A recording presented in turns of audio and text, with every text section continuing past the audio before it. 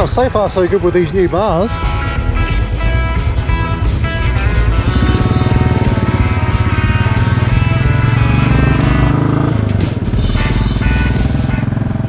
So I bought these handlebars from an Australian website.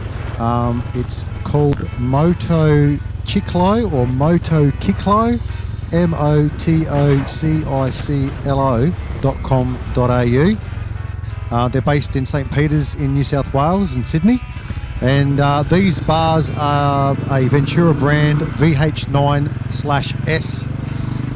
They're a 7/8 of an inch, and they're titled US Bonnie. So apparently they're quality New Zealand made 12 gauge steel bars, hand polished chrome with a knurled clamping area. They're hollow with plastic end plugs and are a great general high Brit style universal bar. Suitable fitments: Triumph, Bonneville 1970s USA models. They've got an 80mm rise, 154mm pullback, width of 873mm.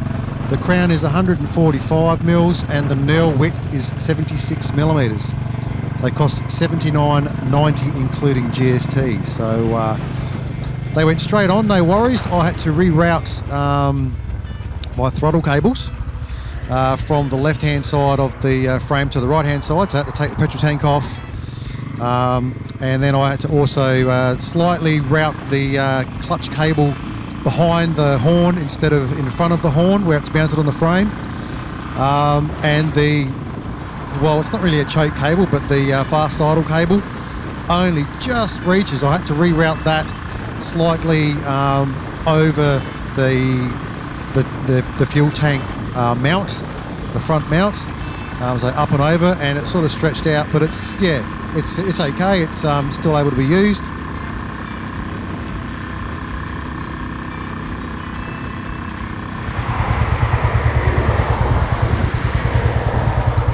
Oh, they're not too bad. It's a pretty windy day today, so I was copping a shitload of wind anyway. Oh, here we go.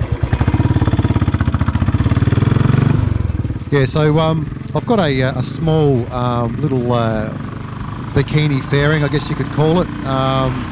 It's like a little fly screen, sits above the headlight, and yeah, that should block out a little bit more wind.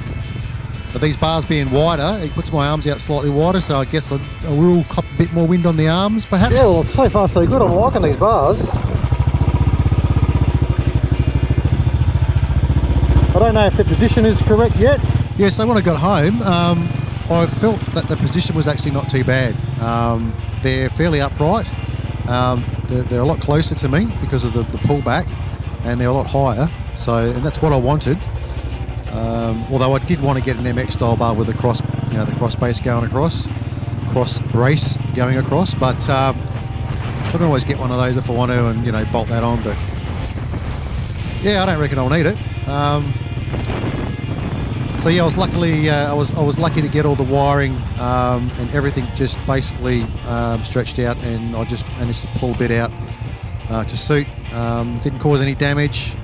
Probably the hardest thing to do was to undo the bloody the plug clip that drives the fuel pump. That was a pain in the ass. Had 3 separate little plastic sort of clip bits that held the plug together, so that was probably the hardest bit. I did have a slight bit of help by Ian. He was passing me tools and he held a tank here and there and whatever, but yeah, I probably could have done it on my own. All up, it's probably around about a 3-hour job, I reckon. I wasn't going hammer and tong, but and luckily I had the original mirrors got given to me with the bike, so I've put them back on because I'm not going to be running bar ends on this. They're too wide as it is, these bars, so yeah, I will. Well, I don't mind these ones, to be honest. These stock Royal Enfield mirrors, they seem to vibrate less on these bars than they do on the stock bars, as you can see. I mean, it's pretty clear. I didn't have any issues with them, so I might even just keep them on there. But yeah, they do look a little bit Sputnik-y, don't they? They sort of stick right out on a stalk. But yeah, they're confidence inspiring, these bars, especially on the dirt and the rough stuff. So yeah, if you're looking for some bars that are just going to go straight on without too much drama, like I said, I had to remove the fuel tank and reroute the throttle cables and that, so I had to undo them from the throttle itself and sort of thread them back through around underneath the headlamp assembly, and then pull them back through, and then over the top of the frame bar, the top tube, I guess you could call it, and so that they came out across. So they're coming out in between the fuel tank and the frame now on the right hand side instead of the left hand side.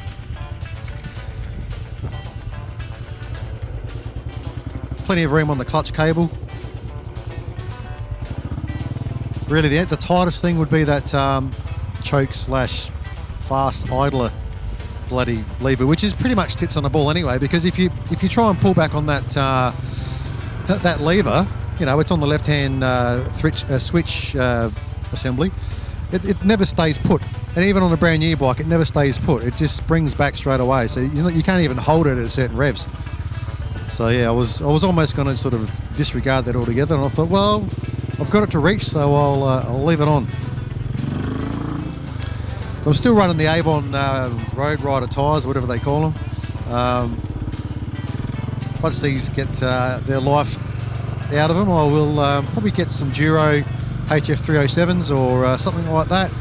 I just like that old school sort of knobbly look, and the Duro HF307s were not a real aggressively knobby pattern. They're more of a trials. They're fairly tightly packed, reasonably smooth to ride on. It just gives you that little bit more grip on the dirt and whatnot. There's a Toyota Coaster bus. Looks a bit better than the one we've got. That's what happens when you fix them up, and yes, that's a whole other story. We won't go into that right now. So yeah, this is just Hallett Cove Point, I guess you could call it, close to the desal plant. Bit of wasteland here. I think they're going to build houses eventually. But at the moment, everybody comes down here, every man and his dog, with a motorbike or a four-wheel drive. No, it's nice and close to home. It's sort of be good to come down and test out the bars, and yeah, like I said, confident, inspiring, nice and wide. I don't mind all the rubbish there from all the ferals that come up here and dump their crap. But yeah, go and get yourself some, mate. Oh, the other thing too is with the knurling. The knurling has got 2 lots. Need some Steve McQueen stuff, eh? A few jumps, yeah, maybe. Right. Yeah, not quite. So when you don't want to get too close to these houses, people might freak out. Yeah, they might call the cops or something, you know. The dirt bikers come down here and four-wheel drives and that. I mean, who knows what happens. But if you notice on the handlebars there, see the knurling? There is a bit of knurling on. People who've been coming here doing donuts. There's a bit of knurling on either side of the handlebar clamp. So there's the same amount of knurling underneath the clamp as well. And obviously it's just enough to hold it because it's nice and tight. Hasn't come loose yet.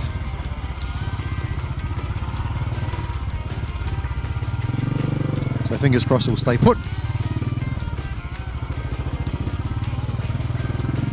Now I've got this little squeak. You can hear this squeak every now and again. I reckon it's coming from the disc pads. I don't think it's the bearings. The bearings aren't getting hot or anything. I've felt them after coming back on a long ride. They're not dry or hot or anything like that. So yeah, I just reckon it's a bloody disc pad on the rotor.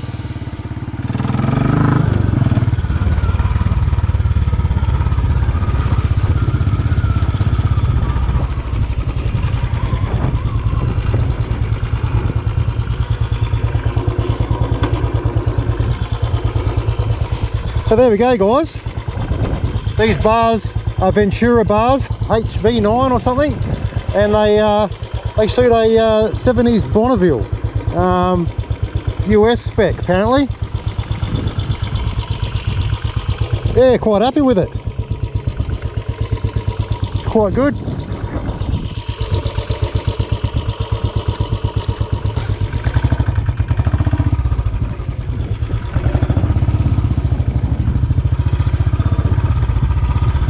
Look at these ferrules, they're rubbish. Yeah, so you know, I was always a little bit annoyed with the stock handlebars on the classics. You know, they're real close together, and well, they're narrow and they're down low and they're pushed forward. And if you try to bring them back, then the grips, the handle grips would come down really low and sort of, you know, get you in the leg when you try and go full lock. So yeah, I was happy that these worked out. Because I was looking at some on Hitchcock's website, but I thought, I don't want to order them from England and blah, blah, blah. And also the ones that they had on there, I couldn't see any knurling on the bloody things. And I thought, I've got to have some knurling on there, because I know one of the guys in the club here has got some, what do you call them, Western bars.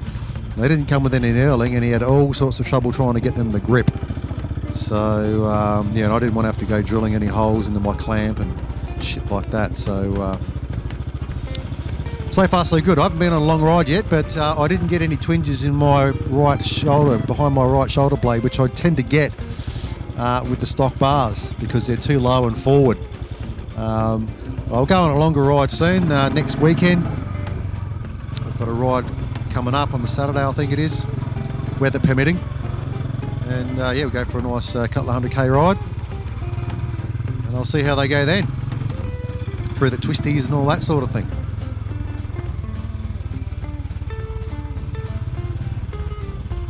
Anyway, we'll leave you here. I hope you enjoyed the video, and I'll leave a link to the handlebars in the description. And I just used the stock handle grips that came with the bike, so I managed to get them off, no worries. Put them back on. Obviously the right hand one's attached to the throttle, so that's easy enough, but the left hand one I had to get a screwdriver and spray a bit of graphite spray underneath there, and eventually I got it off. Oh, and by the way, there is no bar end weights in the end of these bars. They've just got a little plastic or rubber end popped into them, basically, to smooth it off.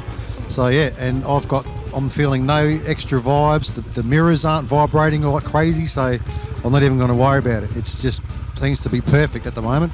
But like I said, I've got to do a long ride and see how they really go. But yeah, so far so good, mate. Anyway, thanks for watching. This is the first of the brand new Royal Enfield series that I'm going to be doing now that I've got my Enfield back. Loving it. Ta-da!